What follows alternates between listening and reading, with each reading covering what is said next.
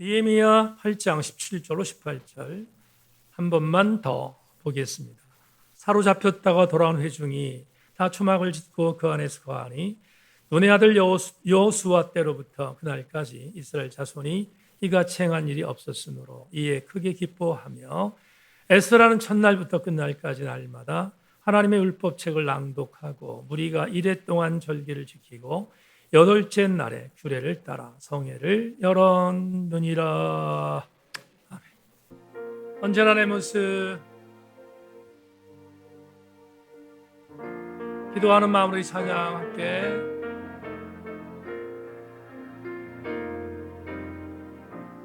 언제나 내 모습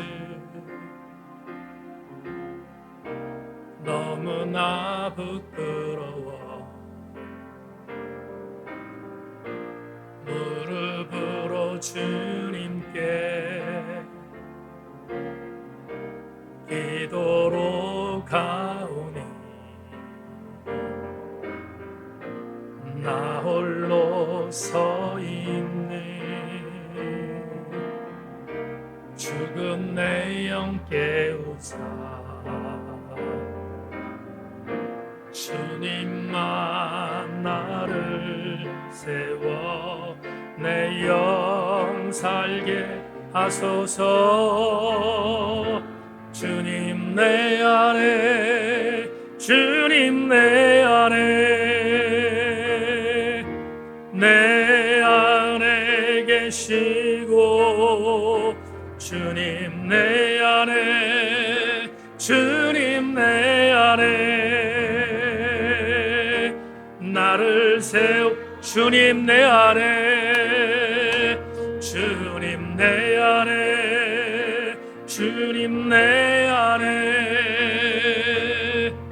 내 안에 계시고 주님 내 안에 주님 내 안에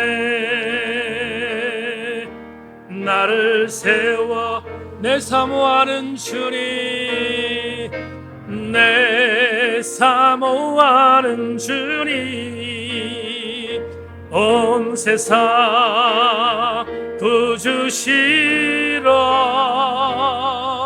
내 사모하는 주님 영광에 한 번만 더 고백합니다. 내 사모하는 주님 내 사모하는 주님 온 세상 구주시라 내 사모하는 주님 영광의 왕이 영광의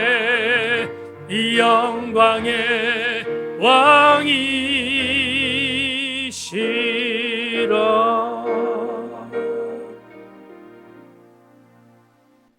그날이 올 때까지 우리가 경주하는 이유는 주님이 나의 왕이신 것을 믿고 그날이 오면 우리 눈에 설린 눈물들을 씻겨주시는 것은 물론이거니와 우리의 삶을 책임져 주시고 보상하여 주실 것을 믿기 때문입니다. 하나님의 은혜 안에서 아름다운 신앙의 경주 안에 이탈하지 않고 승리하며 달려가는 우리 모두가 되어질 수 있도록 도와주시고 특별히 우리 제천세인교회의 젊은이들이 꿈을 꾸게 하시며 어린아이들도 다시 한번 회복되어진 은혜가 임하도록 도와주시며 더불어 오늘 말씀을 통하여 사모하는 마음을 갖고 나온 교우들을 하나님 격려하여 주셔서 건조하지 않고 기대대로 은혜 받고 돌아가게 하여 주옵소서. 지난 여름 사역 동안 땀 흘린 교사들, 지금도 땀 흘리는 교사들 하나님이 안아주실 줄로 믿고 이 시간 말씀이 우리 안에 접목되게 하여 주옵소서. 보수자 권사님 지금까지 잘 달려오셨는데 주님 부르시는 그날이 언제인지 모르지만 끝까지 잘 달려가도록 권사님 신원신도 붙들어 주옵소서. 예수 그리스도의 이름으로 기도 올리옵나이다. 아멘. 지난주에 느헤미야 8장을 마무리하기로 마음먹었는데 설교 준비를 하다가 성령께서 조명하신 은혜가 있어서 오늘 한 번 더 이 본문을 갖고 말씀을 증거한 뒤에 느헤미야 8장을 마무리하겠습니다. 은혜되는 시간 되기를 주의 이름으로 축원합니다. 예언자 예레미야에게 하나님께서 오셔서 신탁 하나를 알려주셨습니다. 그 신탁의 내용을 예레미야 5장 1절은 이렇게 우리에게 보고하고 있습니다. 너희는 예루살렘 거리로 빨리 다니며 그 넓은 거리에서 찾아보고 알라. 너희가 만일 정의를 행하며 진리를 구하는 자를 한 사람이라도 찾으면 내가 이 성읍을 용서하리라. 야훼 하나님께서 예언자 예레미야와 함께 대화하시는 대화체로 기록되어 있는 예레미야 5장에 있는 첫 번째 구절은 설교하는 저뿐만이 아니라 이 말씀을 어느 정도 이해하는 교우들 전체에게는 가슴이 먹먹해지게 만드는 구절이 아닐 수 없습니다. 하나님께서 예언자에게 이렇게 하문하셨습니다. 예레미야야, 예루살렘 거리로 나가서 한 사람을 찾아봐라. 이렇게 말씀하십니다. 한 사람을 찾으라는 이 구절이 먹먹해지는 구절입니다.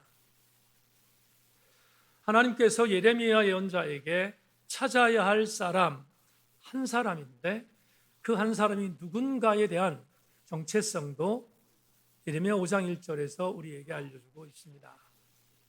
하나님이 찾고 있는 사람은 5장 후반절에 있는 것처럼 정의를 행하고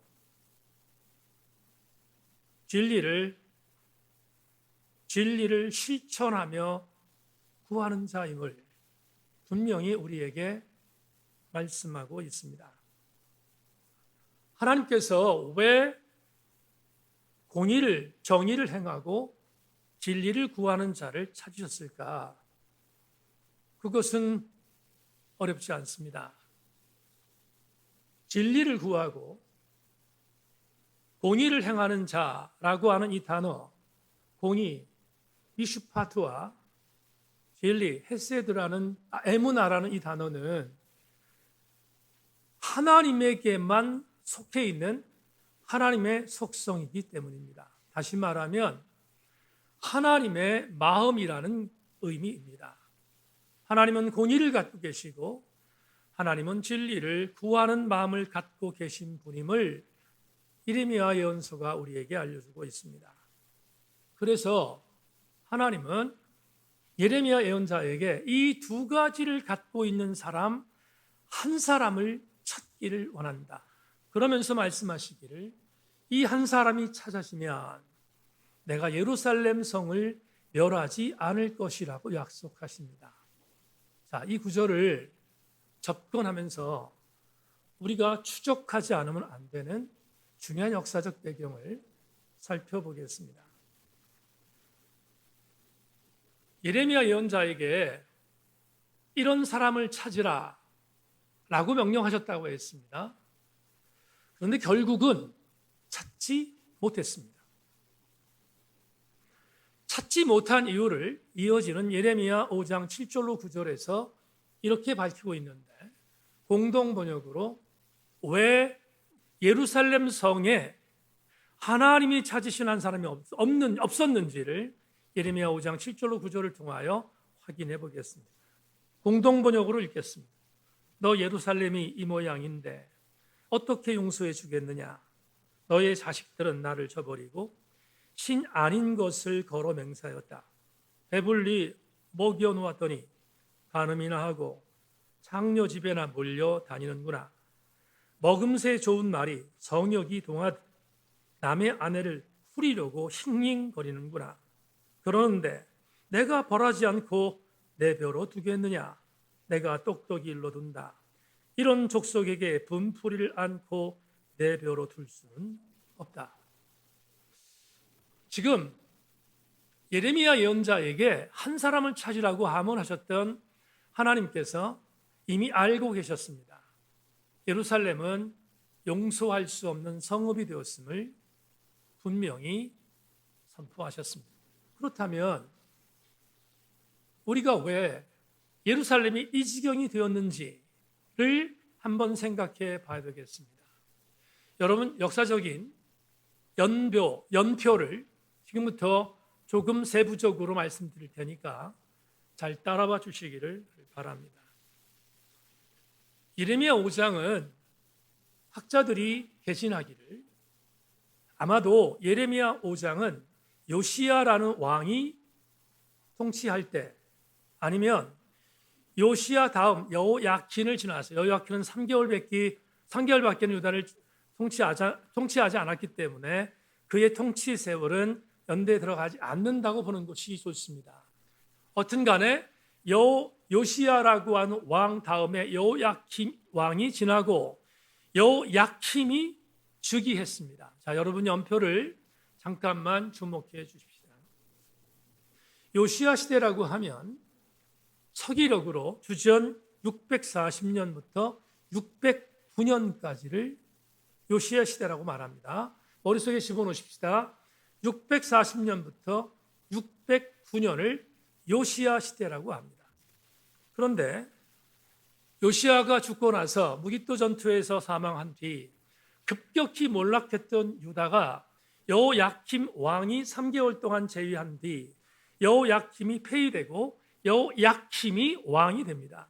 그런데 여호야킴의 즉위 연대를 주전 608년부터 597년으로 산정합니다.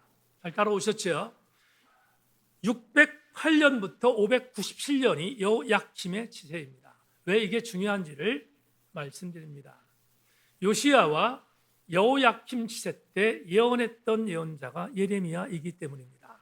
그런데 이제 우리가 통상적으로 가장 잘 알고 있는 시대적인 연표를 한번 접근해 보겠습니다. 남유다가 멸망한 연표는 이렇습니다. 남유다가 한 번에 멸망된 것이 아니라 서서히 멸망당했다. 이렇게 해석하면 좋을 것 같습니다. 이렇게 주전 605년에 북방의 신흥 강국이었던 바벨론이 융성했습니다. 그리고 바벨론의 왕이었던 느부갓네살이 밑에 있었던 남쪽에 있는 팔레스타인의 조그만 나라 유다를 침공합니다. 침공했는데 그때는 나라를 멸망시킨 것이 아니라 침공하여 수많은 엘리트 그룹을 포로로 끌려갑니다. 포로로 끌고 가는 1차 포로로 끌려갔던 시기를 우리는 통상적으로 605년이라고 산정합니다. 그리고 나서 8년이 지났습니다. 8년이 지난 뒤 다시 바벨론의 느부갓네살은 남유다를 공격합니다. 그리고 597년에 두 번째 포로로 수많은 유다 백성들을 끌고 바벨론으로 갔습니다. 이게 1차, 2차의 공격이었다고 역사가들은 말하고 있죠. 그런데 이미 유다는 몰락하고 있습니다. 완전히 나라가 멸망하고 있습니다. 결정적인 것은 우리가 잘 알고 있는 주전 586년에 느부갓네살이 세 번째로 침공합니다. 이때는 포로로 사람들을 끌고 간 것이 아니라 예루살렘을 함락시킵니다. 그리고 공이 남유다는 지도상에서 사라졌습니다. 다시 말하면 남유다가 멸망한 것입니다. 자, 여러분 보십시다. 주전 605년부터 주전 586년까지 시간에 걸쳐서 남유다가 멸망당했다고 말씀드렸습니다. 그런데 제가 이것을 왜 설명하는가 이유가 있습니다. 여러분이 소개했던 예레미야 5장은 남유다가 멸망당했던 586년의 작품이 아니라 그보다 약 11년 전에 쓰였던, 다시 말하면 여호야킴 치세일 수 있는 가능성이 많은 11년 전에 예레미야 5장이 쓰여졌다고 학자들이 말하거든요. 그러면 우리 이런 추론이 가능합니다. 어떤 추론인가 하면 적어도 예레미야야 예루살렘에 나가서 공의를 행하고 진리를 행하는 자를 찾으라고 했던 이 구절을 주께서 하명하실 때 이미 남유다는 멸망의 구군이 완전히 쇠퇴해서 무너지고 있었던 상태입니다. 왜 무너졌는가? 조금 전에 말씀드렸죠. 예레미야 5장 7절 9절에서 영적 상태가 완전히 붕괴됐기 때문에 하나님을 의지하는 백성들이 하나님을 의지하는 것이 아니라 음란하고 패역하고 다른 이방 신상들을 섬기다 보니 남유다에 대한 멸망은 이미 기정사실화되었습니다.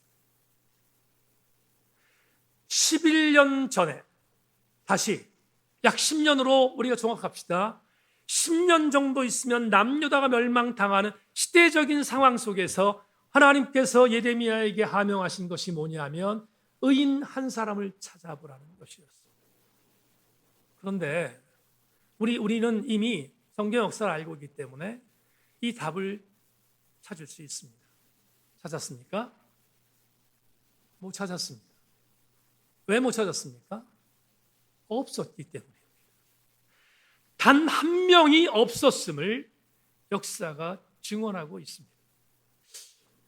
우리는 예레미야의 예언서에 기록되어 있는 이것을 함께 우리가 미리 전제하면 오늘 느헤미야 8장에 있는 본문을 마지막으로 생각하는 데 있어서 대단히 중요한 영적인 교훈을 얻을 수 있기에 설교의 서두에 오늘 여러분에게 예레미야 예언서를 소개한 것입니다. 남유다의 멸망의 연표를 여러분에게 말씀을 드렸습니다. 드린 이유는 오늘 본문 해석 때문에. 자, 본문으로 다시 한번 돌아가 보십시오. 이스라엘은 멸망당했습니다. 몇 년? 주전 586년에 수많은 백성들이 바벨론 포로로 끌려갔습니다. 그런데 바벨론이 바사라는 나라에게 넘어갔습니다. 이제 바사의 식민지가 된 것입니다. 이스라엘에게는 변한 것이 없습니다. 바벨론 땅에서, 바산 땅에서 역시 식민지로 살아야 했습니다. 그런데 바사가 바벨론을 점령한 뒤 바사의 초대 왕이었던 고레스가 엄청난 칙령을 발표했다고 했습니다. 남유다의 백성들, 바벨론 시대 때 끌려왔던 남유다 백성들 중에 원하는 사람들은 고국으로 돌아가도 괜찮다는 것입니다. 538년에 바사의 고레스 왕이 칙령을 발표했습니다. 돌아가도 좋다 원하는 사람은. 그래서 여러분에게 익히 말했지만 예수와 스룹바벨, 세스바살이라는 지도자 3명의 진두지하에서 42,360명이 1차로 돌아갔습니다. 그때가 몇 년? 538년입니다. 538년에 1차 포로 귀환 자들이 꿈에도 그리던 고국 땅으로 돌아왔습니다. 그리고 538년에 돌아왔는데 우여곡절 끝에 여러 가지 방해 공장이 있었지만 그럼에도 불구하고 제2성전이었던 스룹바벨 성전을 주전 515년에 완공했습니다. 여기까지 따라오셨죠? 515년에 완공했습니다. 그런데 515년에 완공했음에도 불구하고 예루살렘 제2성전이 있음에도 불구하고 이스라엘 백성들이 영적으로 자라질 않아요. 성장하질 않았습니다. 이것을 아셨던 하나님께서 우리가 계속 8장에서 봤던 2차 포로의 지도자였던 에스라가 약 5,000명의 인원을 데리고 주전 458년에 예루살렘으로 돌아왔습니다. 여기까지도 여러분 잘 따라오십시오.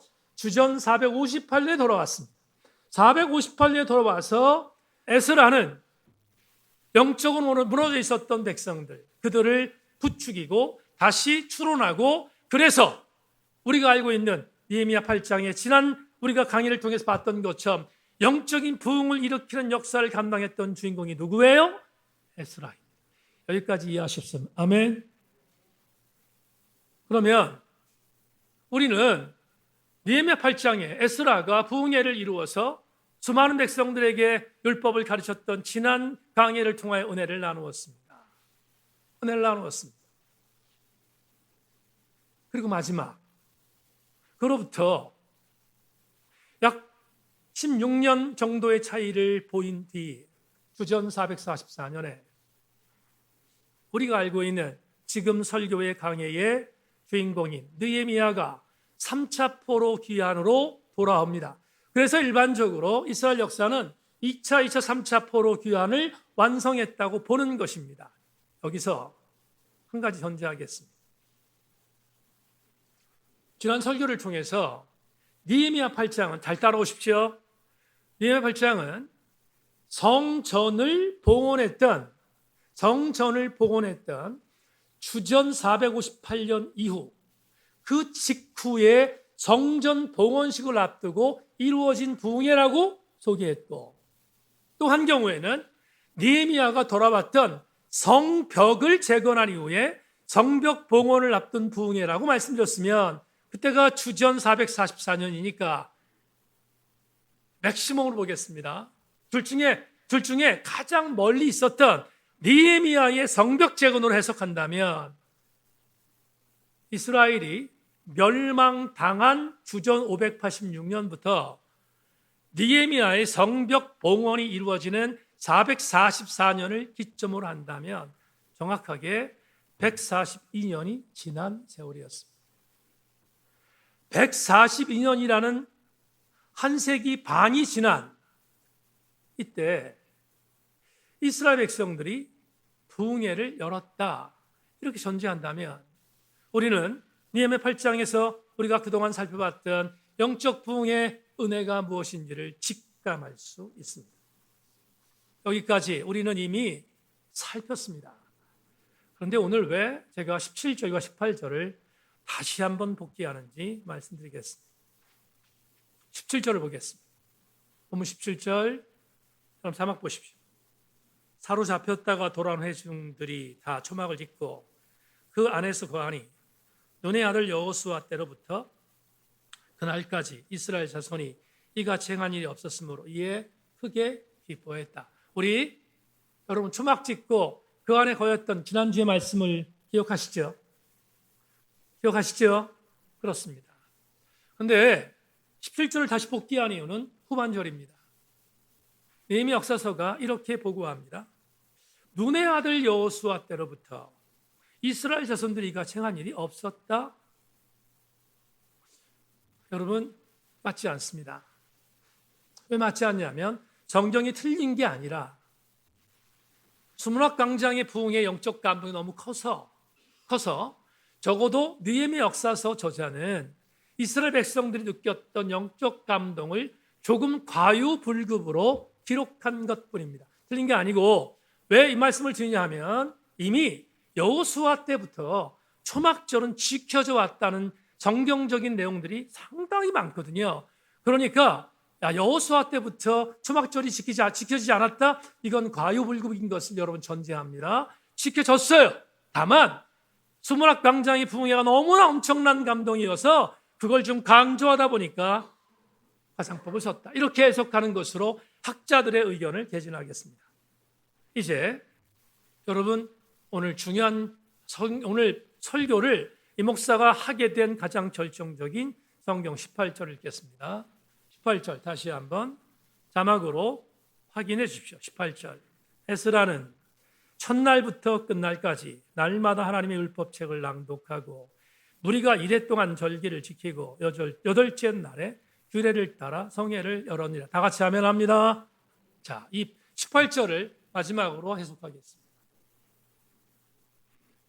직전 설교를 통하여 우리는 수문학 강장의 부흥회를 통해 이스라엘 백성들이 잊고 있었던 나팔절을 회복했음을 함께 공부했습니다.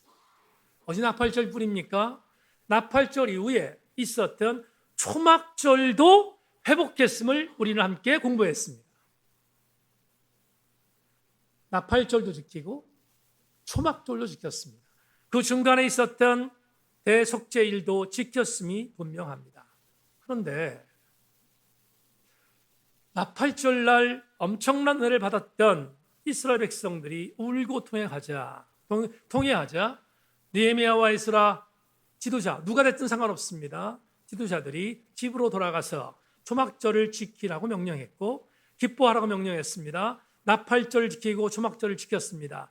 초막절은 정확하게 말씀을 드리면 7월 1일이 나팔절, 7월 2일부터 10일까지가 속죄기간, 7월 10일은 대속죄일입니다.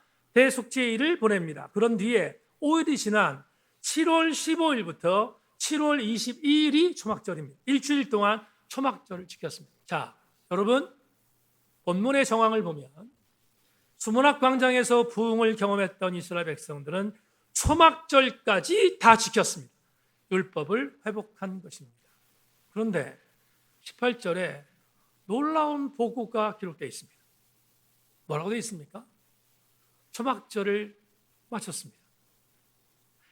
지붕에 올라가서 초막을 만들어 놓고 불편했던 일주일을 보냈습니다. 광야 이스라엘 선조들이 하나님의 은혜를 생각했던 초막절의 감동을 복귀하기 위한 초막절까지도 그들은 완벽하게 지켰습니다. 이제 됐잖아요. 이 정도면 부흥의 결과에 이 정도면 부흥한 것입니다. 그런데 오늘 18절에 또 다른 충격적인 보고가 있습니다. 초막절이 끝났습니다. 날짜로 말합시다. 7월 23일입니다. 수문학 광장에서 은혜를 받았던 자들 중에서 지도자들 뿐만 아니라 수많은 오늘 본문 18절에 무리라고 되어 있는데 이 무리들이 에스라를 찾아갑니다. 찾아가서 에스라에게 이렇게 요청한 것입니다. 에스라 제사장님, 우리 초막절을 마쳤습니다. 초막절을 지켰습니다.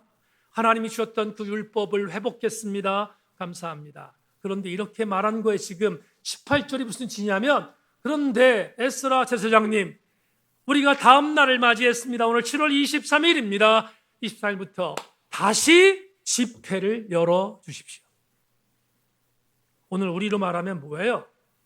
다시 뭘 열어달라는 거예요? 부흥회를 열어달라는 것입니다. 제가 금요일부터 설교 준비를 했습니다. 이 본문을 원고를 타이핑하기 시작한 것이 금요일부터입니다. 이유는 전사님이 이번 주간부터 휴가잖아요.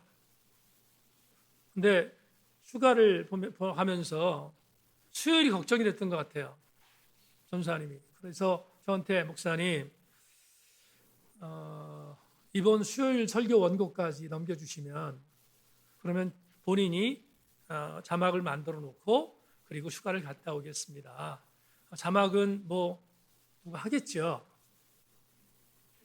누가 하겠죠. 뭐 하여튼 그날 오퍼레이션 누가 할 겁니다. 그런데 저 친구가 저한테 이렇게 말한 거예요. 목사님, 수요일 원고까지 만들어 주시면 하겠습니다. 얼마나 말이 좋아요? 수요 원고까지 만들어주면 그러면 너무 좋겠다는 거예요. 근데 저는 종놈이잖아. 그러니까 순종해야 되잖아요. 근데 아십니까? 설교 한 편 준비하는 게 얼마나 힘든지? 아멘 할 때까지 설교 안 할 거예요. 설교 한 편을 준비하는 게 얼마나 고통스러운지 아십니까? 그런데 두 편을 준비하라는 거잖아요. 주일 낮 예배, 수요 예배. 여러분 이틀 동안 죽을 뻔했습니다. 준비하다가 죽을 뻔했습니다. 그런데 어떻게 해요? 순종해야 되니까 원고를 만들어서 넘겼습니다. 그런데 예매 8장을 준비하다가 여러분들 약속한 것처럼 오늘 본문은 느헤미야 9장이 돼요. 정상입니다. 그런데 느헤미야 8장 가지고 금요일 날 설교 준비하며 타이핑을 치는데 이게 저는 조명이거든요. 성령께서 강력하게 조명하시는 게 있어요. 무슨 조명이냐면 17절, 18절을 다시 한번 설교하라는 거예요. 저한테는 엄청난 부담이었습니다. 왜 부담인지 아십니까? 토요일 날은 수요 설교를 준비해야 되는 부담도 있으니까 조금 쉬운 본문으로 가야 되는데 이 본문은 저에게 엄청난 부담이었어요. 왜 그럴까? 이유가 있습니다. 여러분 지금 18절을 여러분들에게 지금 적용했습니다. 초막절 다 끝내고 부흥에 다시 열어달라는 이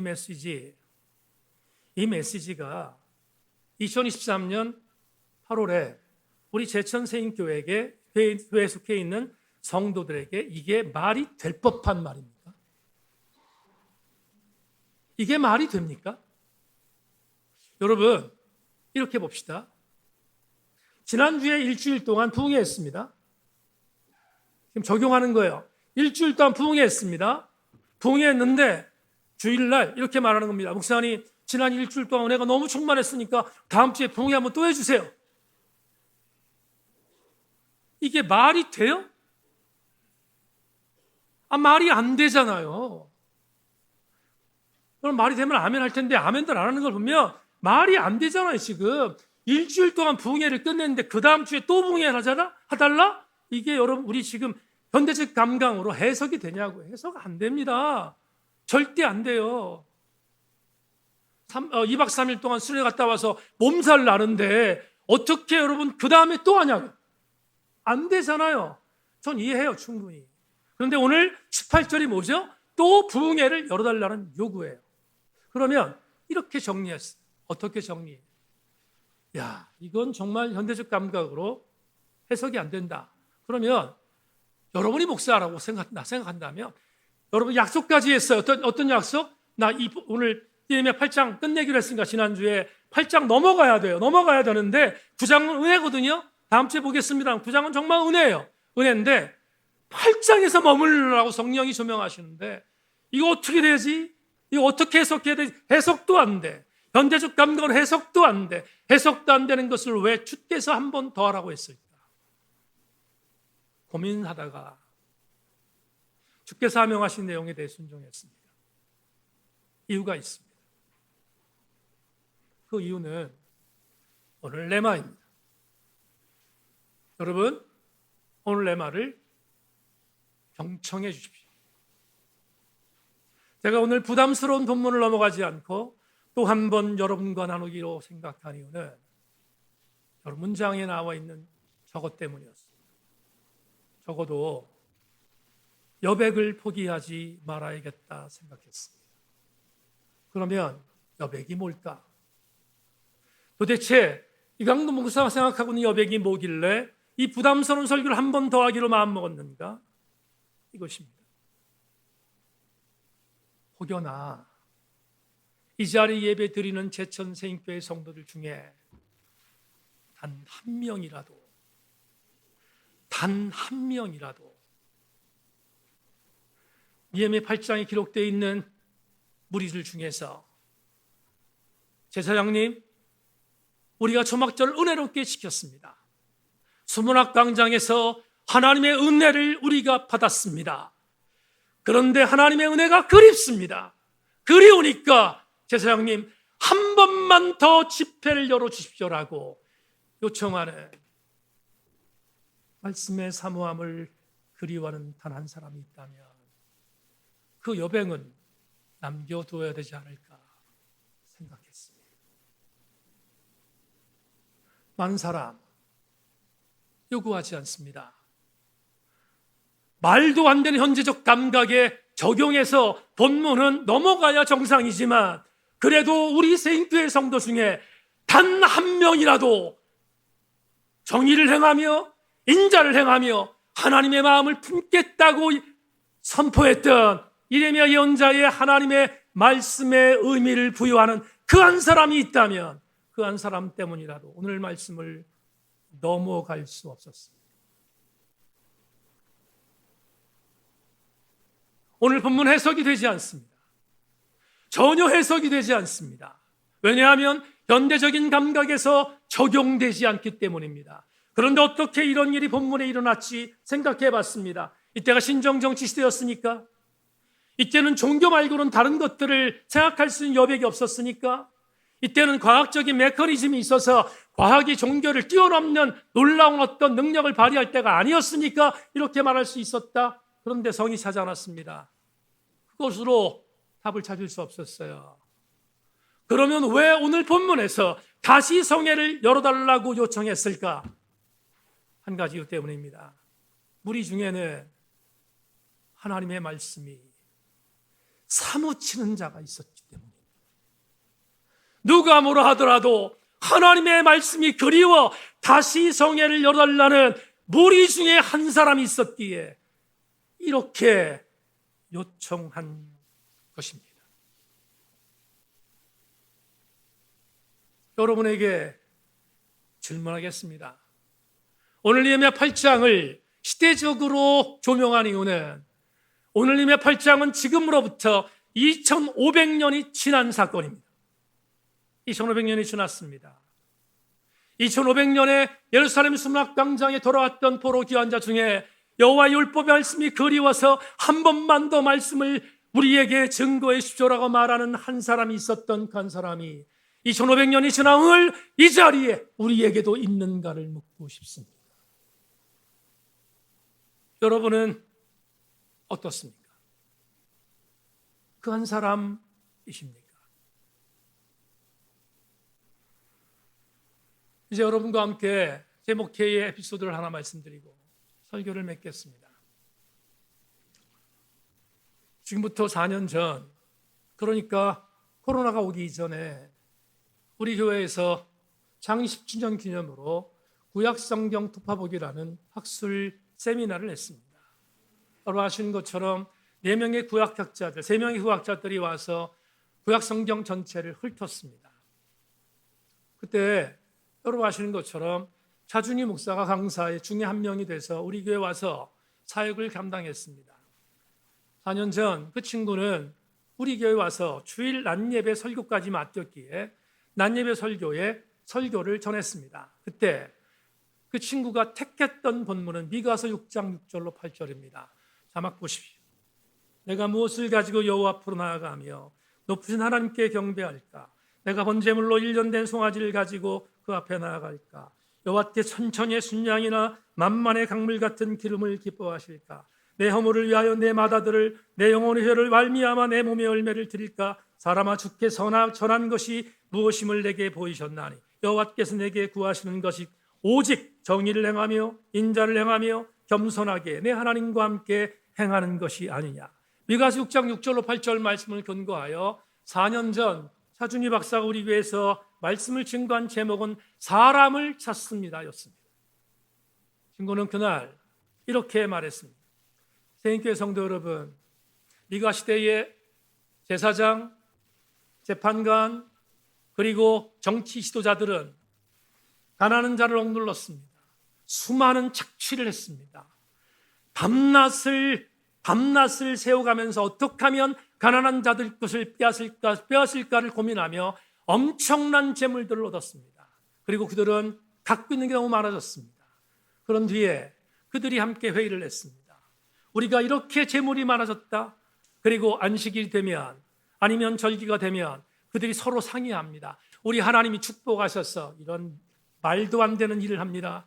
하나님 축복하셔서 그래서 우리가 이렇게 물질을 많이 얻었으니까 하나님께 좋은 걸 드려야 되지 않을까? 오늘 본문에 있는 말씀, 미가서에 있는 말씀처럼 초천의 순양을 드릴까? 만만의 강물 같은 기름을 드릴까? 심지어 당시에 몰렉 제사장과 함께 덮였던 인신매매까지, 인신재물까지 만들어서 마다들을 드릴까? 마음대로 하나님을 농락했습니다. 우리가 이렇게 드리면 우리가 지은 죄에 대해서 용서하실 거야. 그리고 그들은 최선을 다하여 물질과 모든 것들을 만들어서 하나님께 드리기로 했습니다. 하나님 기뻐하시지요? 하나님 우리가 할 것입니다. 근데 미가 시대에 이렇게 드렸던 그들을 향하여 친구가 말합니다. 집어쳐라. 안 받는다는 거야, 하나님. 자목사가 이렇게 말합니다. 안 받는다. 그런데 이렇게 말합니다. 하나님이 진짜로 받는 것은 쓸데없는 짓거리 하지 말고 정의를 행하며 미시파트, 하나님 앞에 진리를 행하며 헤세드, 하나님 앞에 겸손으로 동의하는 자나를 드리는 제물, 그걸 하나님이 받으신 일체 것들을 집어치라고 설교하며 우리 교회를 불질렀습니다. 성도들에게 말했습니다. 제천세인교회 성도 여러분, 여러분들이 세 가지를 드리는 하나님이 찾는 그 사람들 되기를 소망합니다. 이 중에 오늘 제가 대신 설교하니까 한 명도 아멘 안 하는데 그 중에 상당수 많은 사람들이 아멘 했습니다. 그리고 나서 몇 개월 뒤 사박사가 저에게 전화를 했습니다. 이 목사, 내가 니네 교회 가서 불질러 놨으니까 너도 우리한테 와서 불질러라 이렇게 말했습니다. 그래서 1년 뒤에, 거의 1년 뒤라고 생각하는데 서 교수가 강의하고 있는 한세대학교의 영산신학대학원 조영기 목사의 후예들입니다. 믿습니다 하는 사람들입니다.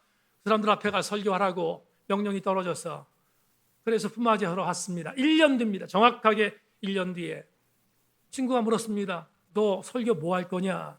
그러길래 이렇게 말했습니다. 네가 했던 거. 미가서 6장 6절로 8절로 설교할 거야. 그랬더니 간이 붙다고 저한테 이야기했습니다. 그럼 설교의 제목은 뭐냐?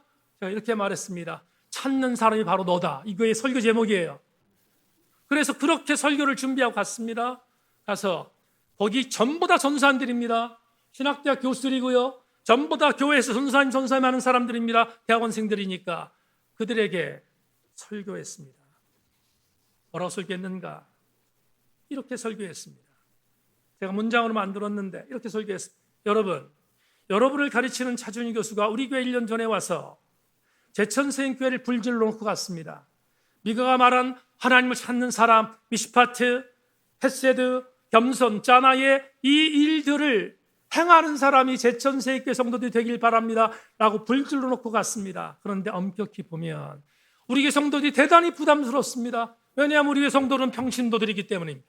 물론 차 교수는 평신도들이 우리 세인교회 와서 불질러준 것 담임 목사 입장에서 감사합니다. 그런데 오늘 제가 1년 만에 원수가 끼어서 왔습니다. 여러분은 전사님들이죠. 여러분들은 각 교회에서 전사님이라고 전부 다들 대접받는 사람들입니다. 여러분, 우리 교회에 할 말이 있습니다. 우리 교회에서 회자되는 게 있습니다. 많은 사람이 책임지는 거라고. 여러분에게 말합니다. 신대원생 여러분, 전사님 여러분, 여러분들 먼저가 불질르세요. 여러분 먼저가 분질러야 합니다. 어떻게? 기가 막힌 제물을 드리는 것? 아닙니다. 여러분 정말로 엄청난 의리의리한 것들을 드리는 것? 아닙니다. 제가 이렇게 말했습니다. 여기 있는 전사님 여러분 들으십시오. 여러분이 여러분들에게 기대하는 것은 정의를 행하며 겸손하며 햇새도 진리를 행하는 바로 그 제물을 원하는데 주님 말씀하셨습니다. 내가 원하는 건 그걸 드리는 바로 너야 너라고 라고 설교했어요. 그리고 나서 마지막 설교 원고에 우리 교회 성도들에게 이미 말했던 메시지 하나를 전했습니다. 그것은 엘리 위젤이 전했던 발티엘의 비명봉에 나오는 프로페 서원에 있는 한 문장입니다. 저스트맨, 의인들 중 하나가 소돔에 왔다. 소돔 사람들을 죄와 벌에서 구하기 위해서 왔다. 그는 밤낮으로 거리와 시장을 돌아다니며 탐욕과 도둑질과 거짓과 무관심을 버리라고 설교하였다. 소돔 사람들은 그의 말을 듣고 빈정거리며 웃었다. 얼마 안 가서는 그의 말을 듣는 사람들조차 없어졌다. 그는 이미 소돔 사람들에게 흥미의 대상도 되지 못하였다. 살인자는 계속 살인했고 변명한 사람들은 계속 침묵을 지켰다. 저스트맨이라는 존재는 없는 것과 다름이 없었다. 어느 날 불행한 선생을 동정하려고 했던 한 아이가 선생에게 다가와서 불쌍인 이방인이여 암만 소리를 지르고 외쳐보아도 아무 소용이 없다는 것을 모르십니까? 라고 물었다. 알고 있단다. 저스트맨이 대답했다. 그런데 왜 계속하십니까? 왜냐고? 곧 처음에는 내가 그 사람들을 변화시킬 수 있다고 생각했었단다. 하지만 지금은 그럴 수가 없다는 것을 알게 되었단다. 그럼에도 내가 지금까지 소리를 지르고 있는 것은 사람들이 나를 변화시키지 못하도록 만들기 위함이었다.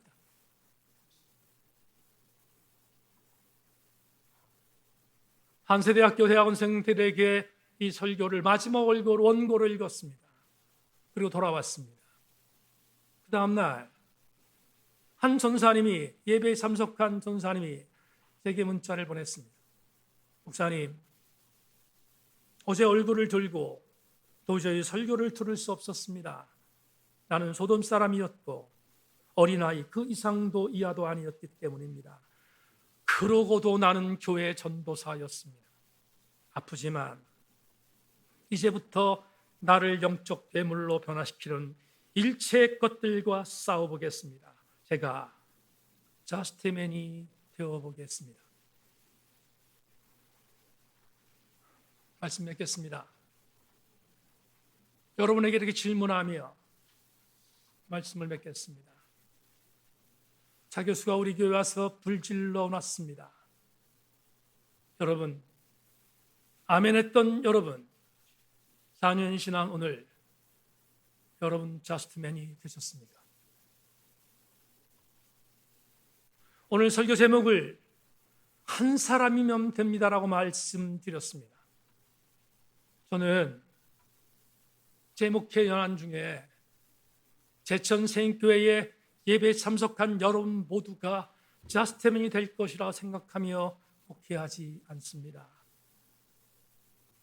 될 수도 없지만 그런 능력도 없기 때문입니다. 그러나 그럼에도 불구하고 오늘 설교의 본문을 포기하지 않을 정도로 천착한 이유는 그래도 여백을 남기고 싶었기 때문입니다.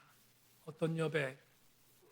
이 중에 단 한 명이라도 저스트맨을 만들고 싶다는 여백입니다. 누가 하나님의 말씀이 사모되어 하나님 말씀을 갖고 살아내기를 소망하는 저스트맨입니까? 오늘 설교의 원고에 맨 마지막 문장에 이렇게 썼습니다. 하나님이 찾으시는 남은 그 한 사람 여러분이었으면 좋겠습니다. 사랑하는 세인교회 성도들이여, 여러분이 그 남은 한 사람 되기를 주님의 이름으로 축원합니다.